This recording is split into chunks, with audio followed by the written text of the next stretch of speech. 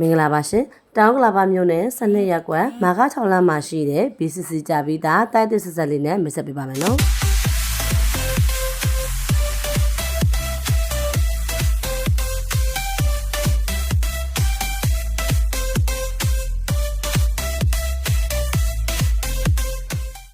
မာကား6လမ်းဟာဆိုရင်ရက်ကွက်တန်ပြီးလမ်းကျဲဖြစ်တဲ့အတွက်ကားပါကင်လည်းအဆင်ပြေပါတယ်ရှင်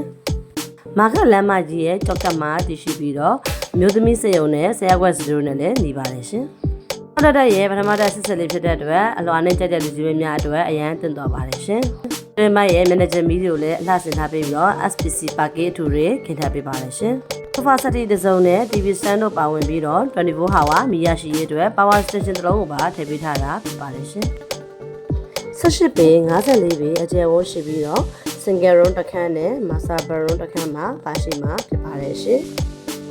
အခန်းရဲ့အပြင်ဘက်မှာဆိုလို့ရှိရင်လည်း LED မှတ်တစ်ချက်ကိုထားပေးထားပါတယ်ရှင်။ single bedroom ခန်းဟာဆိုလို့ရှိရင်လည်းကျယ်ဝန်းလာပြီးတော့မျက်နှာချက်မီးတွေကိုပါအလားဆင်ထားပေးထားပါတယ်ရှင်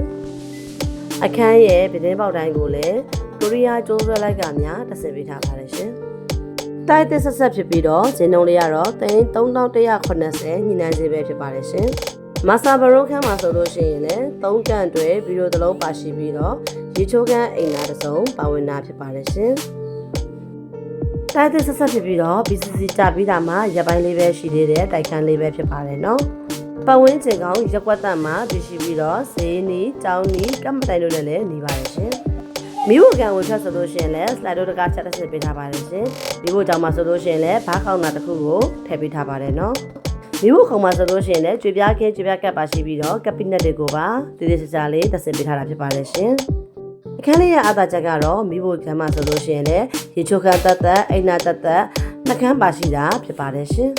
။ရေချိုးခန်းတော့ဆိုလို့ရှိရင်လည်း pressure pan တစ်လုံးပါပြီးတော့လက်ဆေး basic တစ်လုံးကိုပါထည့်ပေးထားတာဖြစ်ပါတယ်ရှင်။